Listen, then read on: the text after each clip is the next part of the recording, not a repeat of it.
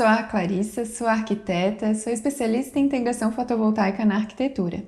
E nesse vídeo a gente vai falar justamente sobre isso, sobre a integração fotovoltaica na arquitetura.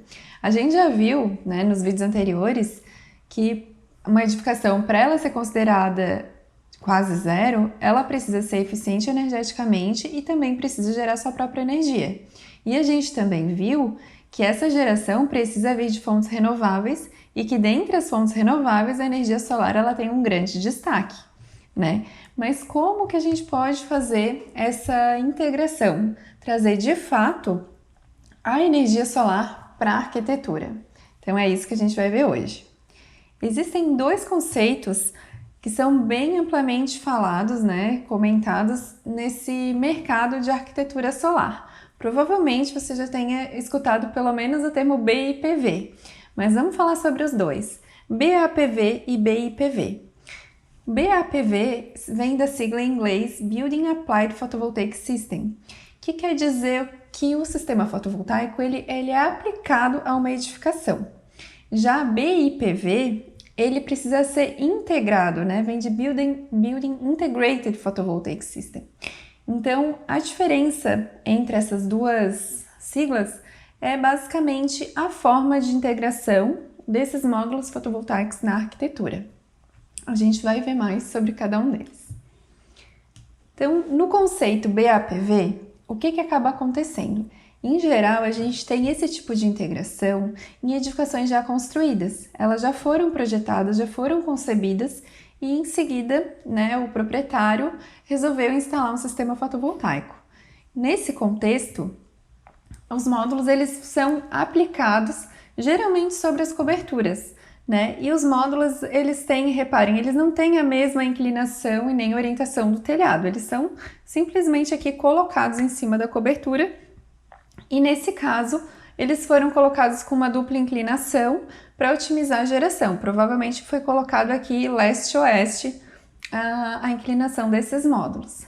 Então, a gente pode dizer que o BAPV ele é mais indicado para retrofits.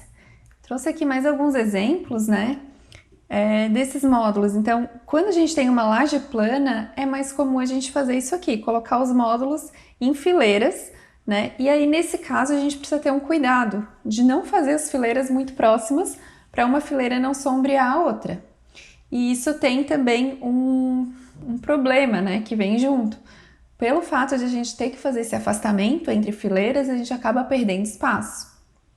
Outra questão é que esse tipo de integração acaba não favorecendo esteticamente, né, a arquitetura, porque o sistema fotovoltaico ele fica desconectado da edificação. Aqui do lado a gente tem um outro exemplo de BAPV, que são quando os módulos são sobrepostos a um telhado existente. Nesse caso, os módulos eles estão seguindo a própria inclinação e orientação da cobertura. A gente tem também, né, existem pessoas que acabam inclinando os módulos para o norte para otimizar a geração fotovoltaica, mesmo quando o telhado é inclinado. Tá? Não é adequado fazer isso, a gente vai falar sobre isso mais para frente. Bom, e a outra forma de integração é com os BIPVs. Os BIPVs, então, a gente tem a integração de fato na edificação. Para que isso aconteça, a gente precisa conceber o projeto com integração, né? O projeto precisa já nascer solar, ele já precisa, o arquiteto, o projetista já tem que saber que vai ter integração, porque os módulos eles ou vão estar aplicados, né, sobrepostos a essa pele da envoltória, ou então eles vão inclusive substituir algum material de vedação, como é o caso aqui desse exemplo. E quando a gente fala de BIPV, a gente tem que pensar fora da caixa, né? Então não existe só a cobertura para fazer isso. A cobertura é a que vai receber a maior parcela de radiação em comparação com as fachadas. Isso tudo bem. Mas a gente tem uma série de possibilidades de trazer esses módulos para a cobertura e para as fachadas. Vou mostrar para vocês. Aqui nessa imagem, a gente tem 9 exemplos, né, que ilustram algumas das possibilidades que a gente tem com a integração de módulos. Aqui na frente, né, o primeiro, a gente tem o telhado inclinado. onde a gente coloca os módulos cobrindo ou até sendo a própria cobertura. Ele pode ser tanto sobreposto a um telhado existente, quanto ele pode substituir algum tipo de telha. Ao lado a gente tem o telhado inclinado, que são quando a gente tem os módulos colocados em cima de telhados existentes e respeitando essa inclinação. No terceiro caso, a gente tem os sheds. Os sheds, eles são ideais quando a gente está falando de fábricas, né? As fábricas, elas costumam ter essa formatação. E o que é interessante no shed? Ele tem uma inclinação ao norte justamente para permitir a entrada de iluminação natural pelo sul. Então, ele já tem essa inclinação pronta para o norte. Então, basta fazer a integração fotovoltaica.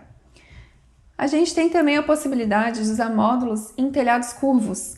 Quando a gente fala de telhado curvo, a gente pode usar os módulos tanto rígidos, que são os convencionais, quanto módulos flexíveis, que podem ser inclusive autocolantes, né, dependendo da tecnologia. Outra possibilidade é em atras e clarabóias. E aqui entra uma série de possibilidades de novo, né? A gente pode trabalhar com módulos que são semi-transparentes de filmes finos, por exemplo, que é como se fosse um vidro com uma película. Ou, se não, a gente pode trabalhar com módulos que são semi-transparentes pelo fato de ele ter várias células de silício monocristalino com afastamento entre elas. E esse afastamento é de vidro, então passa essa iluminação entre as células. Ou ainda, a gente pode trabalhar com módulos opacos, convencionais, e intercalar com vidro. Outro exemplo são os brises. Os brises, eles são colocados em fachadas que recebem muita irradiação, e irradiação indesejável. Então, olha que interessante a gente poder trazer uma função extra para o brise, que é de gerar energia. Não é legal? A gente consegue gerar energia a partir daquela irradiação indesejada que não é bem-vinda, né, no ambiente interno.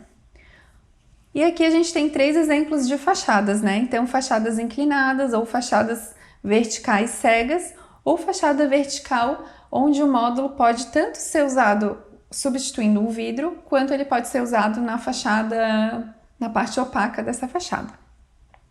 Então, isso tudo, né, são as possibilidades que a gente tem no BIPV, quando o projeto é concebido com energia solar.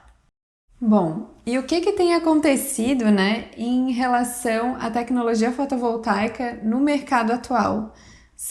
Foram vários fatores que foram acontecendo ao longo dos anos que só favoreceram e incentivaram ainda mais o uso da tecnologia na arquitetura. Eu vou mostrar por quê. Tem, ano após ano, aumentado a eficiência energética dos equipamentos.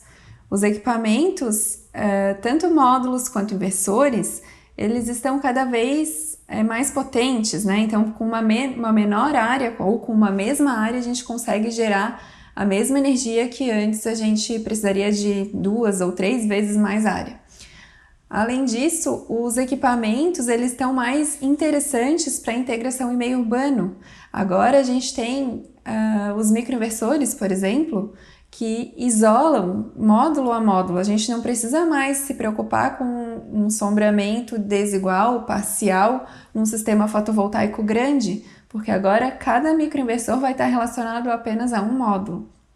E isso resulta num ganho energético muito grande, né, ao final de um período, por exemplo, de um ano. Os módulos fotovoltaicos, eles estão cada vez mais bonitos também. A estética tem sido algo que os fabricantes têm se dedicado.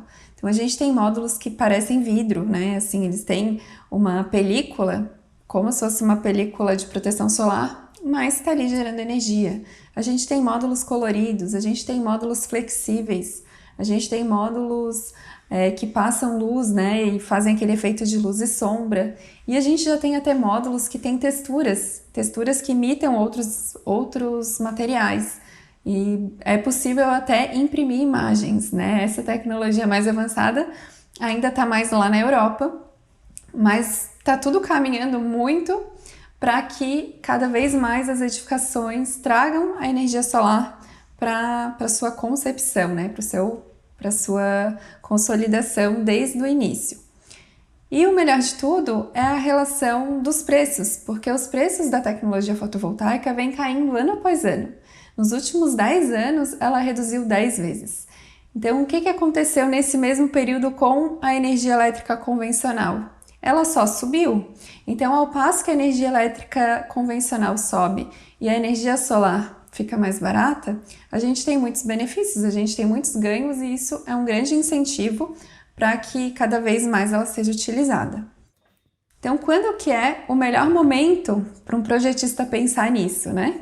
O melhor momento vai ser sempre durante a concepção do projeto. Durante a concepção do projeto, a gente consegue trabalhar com todas as possibilidades que a energia solar oferece. Claro que se a gente tem uma edificação pronta, a gente também tem estratégias para trazer energia solar para ela. Mas se a edificação está partindo do zero, é nesse momento que o projetista precisa conhecer os impactos de cada decisão de projeto e poder decidir como fazer o melhor aproveitamento da tecnologia. Mas isso a gente deixa para um próximo vídeo, onde a gente vai falar dos fatores, que vão influenciar essa geração fotovoltaica e como que o projetista pode lidar com elas. Te vejo lá!